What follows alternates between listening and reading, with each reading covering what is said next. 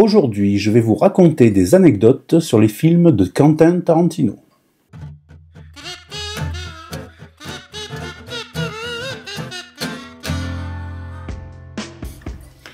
En 1992, dans Reservoir Dogs, à plusieurs reprises, Tim Roth, qui jouait Monsieur Orange, est resté si longtemps dans le faux sang qu'il a fallu décoller le comédien du sol en fin de journée. Parmi les protagonistes, seul Harvey Keitel, Monsieur White, et Quentin Tarantino, Monsieur Brown, avaient de vrais costumes. La costumière avait en effet un budget très serré, environ 10 000 $ pour tout le film. Harvey Keitel, qui avait des contacts, a pu s'en faire offrir. Et comme Tarantino n'apparaissait pas très longtemps dans le film, il n'avait besoin que d'un costume. Michael Madsen, lui, a une tenue dépareillée. Quant à Tim Roth et Steve Buscemi, ils avaient des vieilles vestes trouvées en friperie qu'ils avaient assorties avec des jeans noirs. Quand on n'a pas beaucoup de budget, on se débrouille. La Cadillac couleur crème que conduit Michael Madsen était la sienne. On l'apercevra aussi dans Once Upon a Time in Hollywood. Au moment où je tourne cette vidéo, Val Kilmer nous a quittés il y a 2-3 jours. C'est pourquoi je vais vous parler de True Romance, réalisé par Tony Scott et écrit par Quentin Tarantino. Tout le long du film, Elvis Presley, joué par Val Kilmer, apparaît au héros, à Christian Slater. Mais aucune de ses chansons n'est dans le film. Et en effet, les héritiers du King s'y sont formellement opposés. Au générique, Val Kilmer n'est pas crédité en tant que Elvis Presley, mais en tant que The Mentor. Pour l'affiche de Pulp Fiction, Uma Thurman tient une cigarette. En France, elle a été effacée à cause de la loi Evin. Le prénom du personnage de Samuel Jackson est inspiré du film de Truffaut, Jules et Jim. L'inspiration est d'autant plus évidente quand on sait que le pote de Jules, joué par Quentin Tarantino, s'appelle Jimmy. À chaque fois que Vincent, John Travolta, va aux toilettes, il se passe un drame. La première fois, c'est l'overdose de Mia. La deuxième fois, c'est le braquage au restaurant. Et la dernière fois, c'est quand Bruce Willis, qui joue Butch, le surprend dans son appartement.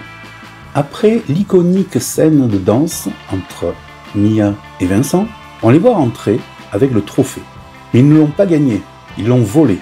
Quand Butch rentre chez lui, on entend une flash info à la télé qui dit que le trophée a été volé. Groom Service est un film à sketch de 1995. Dans ce film, un groom raconte 4 anecdotes qui se sont passées dans 4 chambres différentes. Chaque partie est réalisée par un réalisateur différent. Et c'est Quentin Tarantino qui fera la dernière. Il choisit comme comédien Bruce Willis, qui incarnait Butch dans Pulp Fiction. Ce dernier, par amitié, et comme il n'y avait pas beaucoup de tournage, décide de ne pas se faire payer. Le syndicat Screen Actors Guild ne voit pas ça d'un bon œil. En effet, ils défendent qu'un comédien joue gratuitement. Pour éviter que le syndicat se retourne contre Bruce Willis, on trouve un accord. Il n'apparaîtra pas au générique. Pour le film Jackie Brown, de 1997, Samuel Jackson n'était pas vraiment disponible. Il était sur notre tournage. Mais comme il tenait quand même à faire le film, il a tourné toutes ses scènes en un week-end. Et toutes les tenues hautes en couleur de son personnage ont été composées par lui-même. Dans Jackie Brown, comme dans Reservoir Dogs et Pulp Fiction, le mot « fuck » a été prononcé entre 130 et 269 fois, alors que dans Kill Bill, on ne l'entend que 17 fois. Déjà pas mal. Et puis, il est sérigraphié sous les chaussures de Uma Thurman aussi. Pour le tournage de Kill Bill, volume 1 et 2, 2003 et 2004, il aura fallu 500 litres de faux sang. Le restaurant d'Okinawa est tenu par Kenji Oba, qui n'est autre que le comédien qui jouait Xor. Juste avant le combat épique entre Oren et Beatrix, Lucy Liu dit « J'espère qu'il te reste de l'énergie, sinon tu ne tiendras pas 5 minutes. » Entre cette réplique et le scalp qui marquera la fin du combat, il se passe exactement 4 minutes 59. Le Pussy Wagon que vole Uma Thurman au début du film se retrouve aussi dans le clip de Lady Gaga, Téléphone, et celui de Missy Elliott, I'm Really Hot. Pour la scène de combat contre les Crazy 88, Tarantino n'a utilisé aucun effet spécial numérique. Elle a nécessité 2 mois de tournage. Il aurait même dit « Aucun ordinateur ne viendra niquer mes films. Tout est fait à l'ancienne avec des putains de caméras. Si j'avais voulu faire un jeu vidéo, je serais allé fourrer ma vie dans une vingtaine super classe. À la fin de la scène, on aperçoit tout un tas de cadavres. Tarantino joue l'un d'eux, lequel on ne sait pas. Mais il y est. Bill conduit une De Tomaso Mangusta, une voiture sportive italienne des années 60, produite à environ 4000 exemplaires. Elle n'a pas été choisie au hasard, sachant que tous ces assassins ont un nom de serpent et que la mangouste, ce mammifère carnivore, réputé pour s'attaquer aux serpents venimeux, les tue en les mordant au cou grâce à sa vitesse d'accélération et ses dents acérées.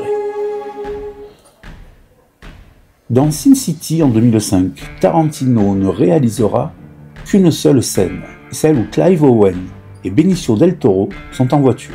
Pour cette réalisation, Tarantino ne demandera qu'$1.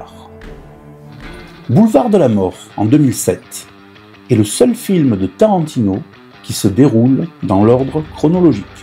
La Chevy Nova de 70 que conduit Stuntman Mike est immatriculée JZ 109.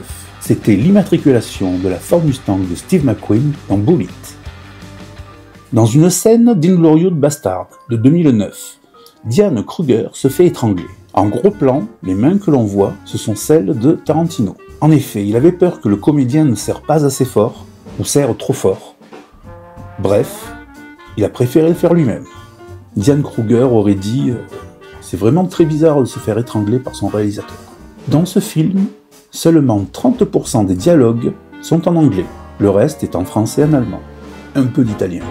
Tarantino fera 2 caméos dans ce film, un en soldat allemand scalpé par les bâtards, et un autre en voix off dans un film de propagande.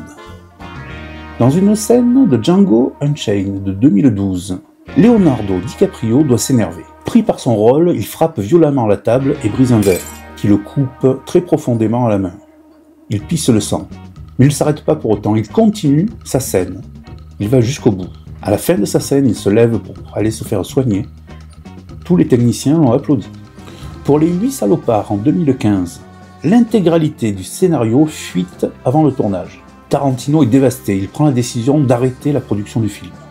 Finalement, il reprendra l'écriture du scénario pour changer quelques détails et se remettra au travail. Merci d'avoir regardé cette vidéo. Pensez à vous abonner, à liker, à partager, et je vous dis à lundi.